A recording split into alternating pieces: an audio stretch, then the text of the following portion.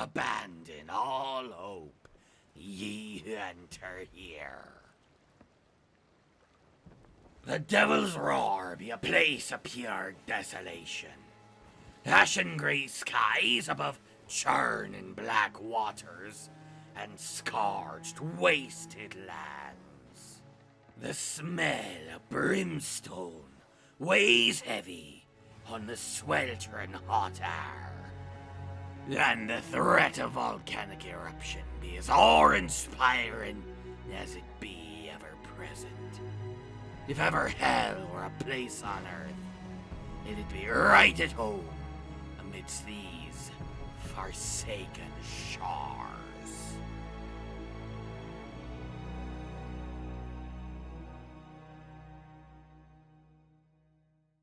So naturally, that makes it the best place to lay low for a while.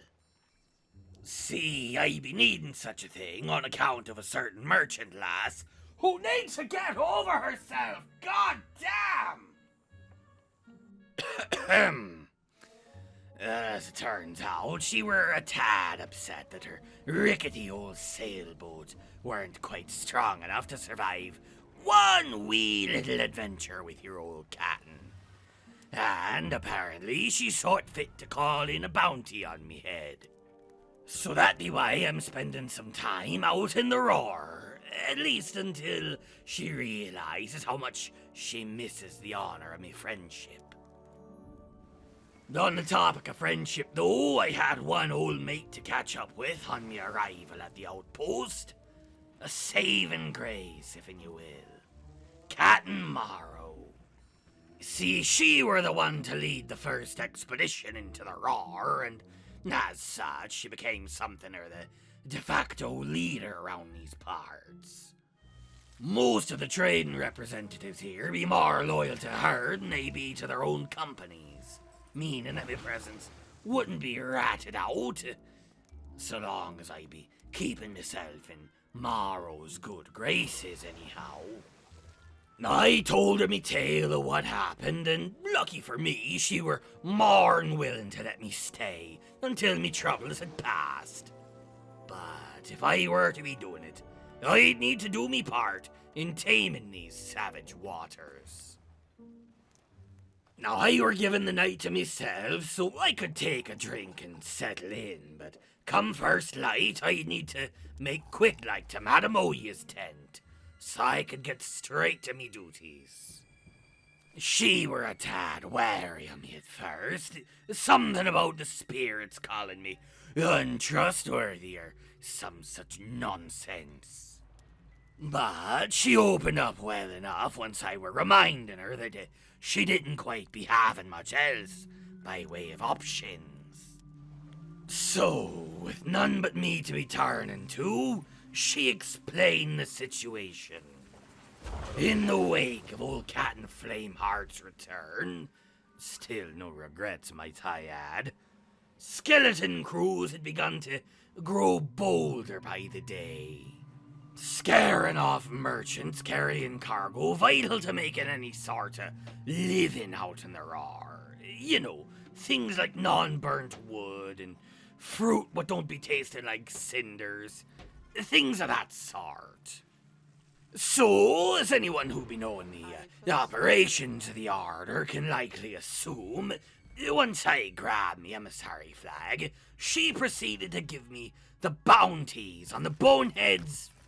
Well, the boneheads. Well, there were much work to be done, so I figures I may as well start with something or a warm-up. The bounty for one cat in Keelhaul Cartwright, a shambling cadaver last spotted out on the Forsaken Brink. Should be simple enough. Well, we're just going to ignore that for now. It weren't long before I reached the islet and went ashore, spotting the first signs of me quarry. Skeletal crewmen, up to some fell business there amidst the geysers and the palm trees. They're a funny thing, them geysers. It would appear that these revenant rapscallions can't seem to hold up to the force they be putting out. Meaning me job could practically do itself, so long as I be mindful of where I be setting foot.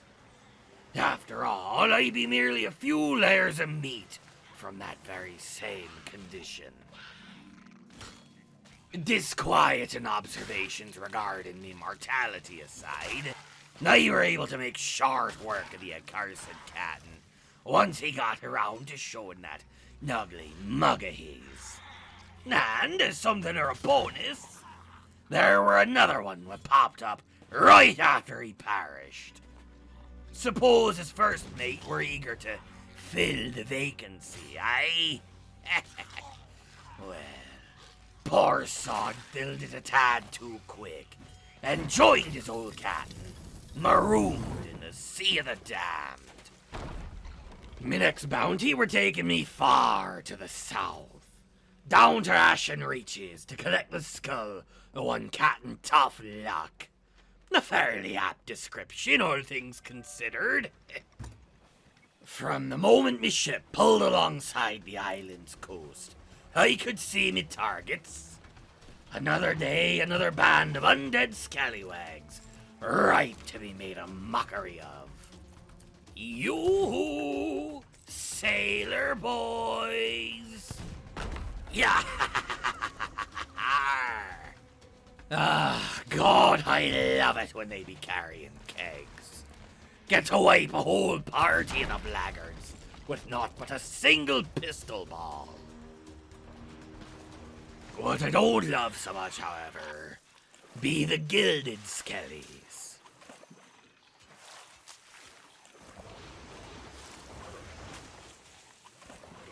Absolutely riveting.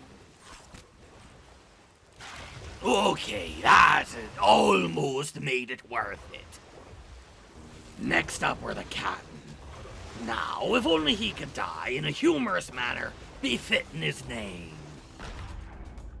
Blown to smithereens by a member of his own crew. I suppose that were a spot of tough luck. No, that were terrible. We're moving on. I brought the Forsaken Skull aboard and set down my next bounty sheets. One for Ruby's Fall and the other for Cursewater Shores.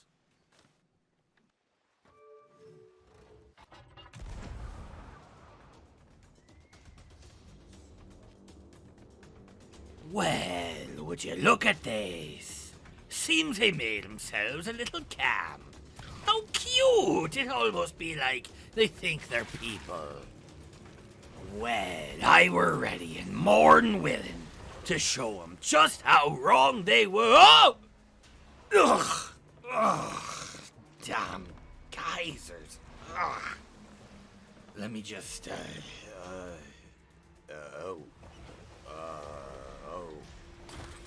Oh no. It would appear that me foot be a little stuck. On the bright side, I had some firebombs on hand, but, well, that'd be anything but an ideal way to go.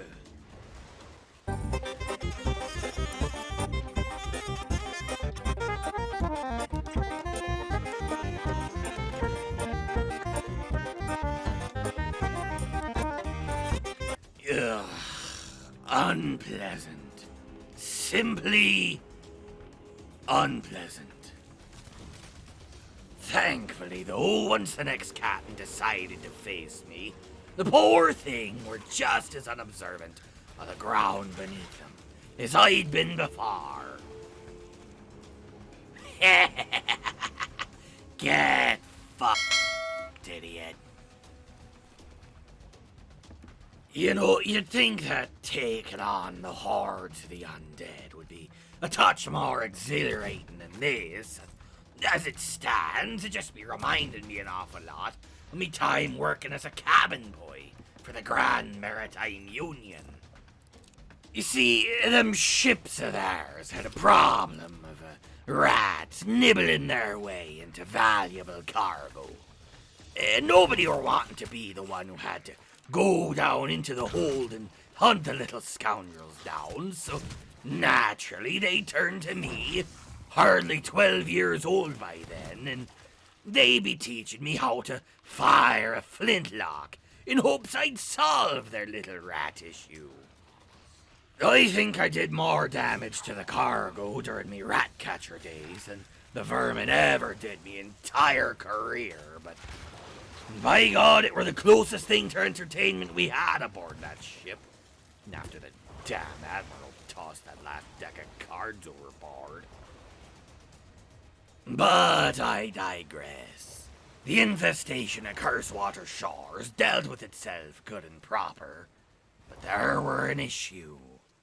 Captain Morrow told me I had to work with Madame Oya until the order were satisfied with me work. Meaning I still had a fair ways to go before I could stop in at the tavern to rest. So in the spirit of getting me job the hell over with, I went to claim the next bounties from Oya. Scorched Pass and Devil's Thirst. Two completely opposite ends of the roar. Wonderful. Well, lucky for me, at least one of them islands were a tiny little thing. Hardly a full landmass by any account. More akin to a long stretch of displaced dirt and rocks. A long stretch of displaced dirt and rocks I'd somehow never been to before. Huh. Well, unfamiliar territory or no, the procedure was still the same. Dull me blade on old forgotten bones until a set of stronger, but no less forgotten bones, show up to try and stop me. Or until a volcano erupts, that'd be a good stopping point too. Don't want to be disrespecting the seas now, do we, mateys?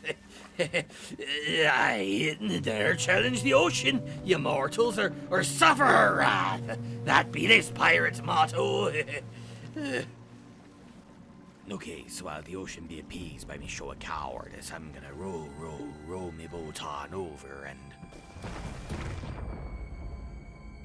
Well, I suppose that be deserved. Shame I lost me rowboat, though. Regardless, once the mountain ceased spewing its vitriol, I made sail back to the islet, and let nature take her course for poor old Buccaneer Brittle. Bridley? No matter.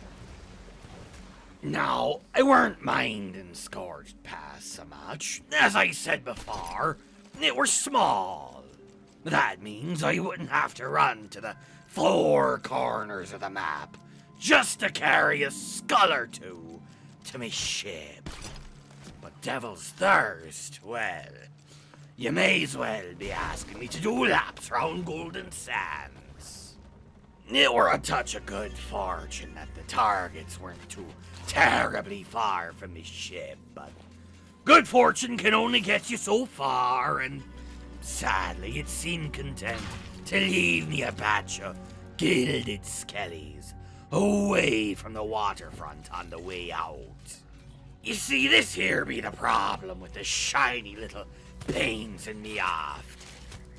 They'd be just slow enough to not pose any sort of real threat, but just resilient enough to be a major annoyance. Well, lucky enough for me, I wouldn't need to be dealing with them again for a long...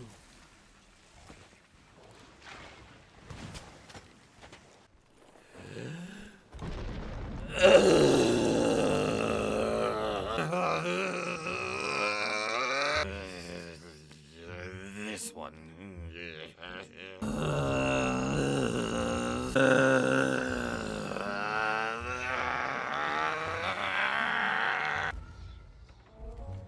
Wait, why am I dead? Oh, aye. I were dead on account of the enormous chunk of burning rock what came crashing down onto my boat. I remember now. Aye, that were real unfortunate. Especially considering there's still be hellfire raining down onto me ship. Now, every so often, you'll be hearing a pirate in the tavern who claims that volcanoes be no big deal. Well, bullshit, says I. Just because they don't be sinking your ship don't mean they be something to scoff at. If nothing else, unlucky volcano makes you a sitting duck for any crews what be sailing past at any given time. Why, here comes one now. Wait, hang on, what? Aye, it were another emissary ship, it would seem. Friendly, thank Calypso. I weren't in no state to be fighting them, mentally nor physically, to say nothing of me supplies.